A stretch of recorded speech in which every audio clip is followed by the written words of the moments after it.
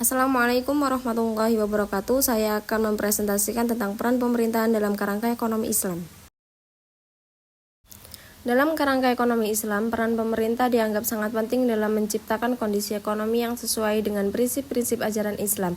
Prinsip-prinsip tersebut meliputi keadilan distributif, keberimbangan antara hak individu dan kepentingan kolektif, serta penghindaran dari praktik-praktik ekonomi yang dianggap tidak etis menurut Islam, seperti riba dan spekulasi berlebihan. Oleh karena itu, pemerintah memiliki tanggung jawab untuk menjadi pengawas dan mengatur dalam memastikan bahwa praktik ekonomi yang dilakukan dalam masyarakat sesuai dengan nilai-nilai Islam. Ke materi selanjutnya tentang peran dan fungsi pemerintahan. Pemerintah berperan sebagai penyelenggara negara untuk mencapai tujuan bersama, termasuk meningkatkan kesejahteraan melalui pembangunan ekonomi. Pembangunan ekonomi melibatkan pengelolaan sumber daya oleh pemerintah dan masyarakat, serta menciptakan kemitraan dengan sektor swasta untuk menciptakan lapangan kerja dan mendorong pertumbuhan ekonomi. Tanpa keterlibatan pemerintah, resiko kekacauan ekonomi dapat terjadi. Materi selanjutnya, fungsi.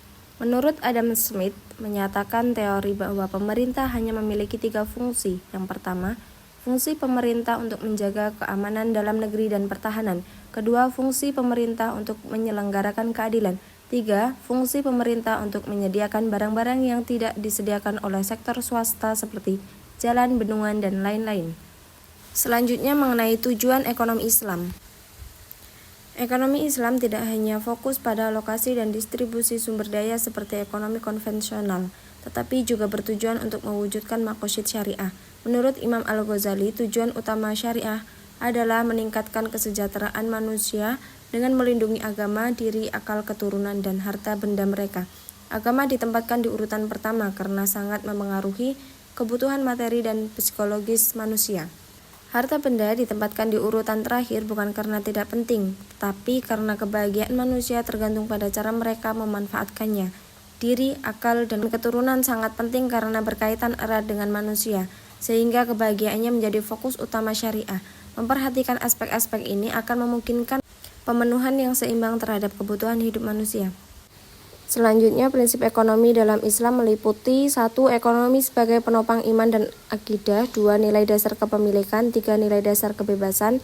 4. Nilai dasar dari kepribadian. 5. Nilai dasar keseimbangan. 6. Nilai-nilai dasar persaudaraan dan persatuan. 7. Distribusi kekayaan dan larangan akumulasi kekayaan. Selanjutnya, mengenai strategi pengembangan ekonomi syariah di Indonesia meliputi yang pertama, strategi dasar, yaitu 1. Meningkatkan kesadaran masyarakat terhadap literasi ekonomi syariah, meningkatkan dan memperkuat sumber daya manusia secara kualitatif dan kuantitatif, serta memperkuat kapasitas riset dan pengembangan. Yang kedua, penguatan fatwa, peraturan, undang-undang, dan tata kelola.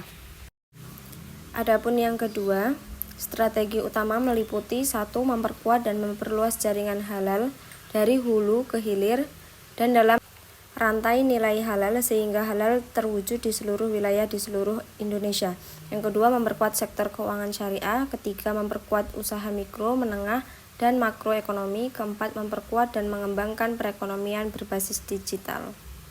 Sekian dan terima kasih. Wassalamualaikum warahmatullahi wabarakatuh.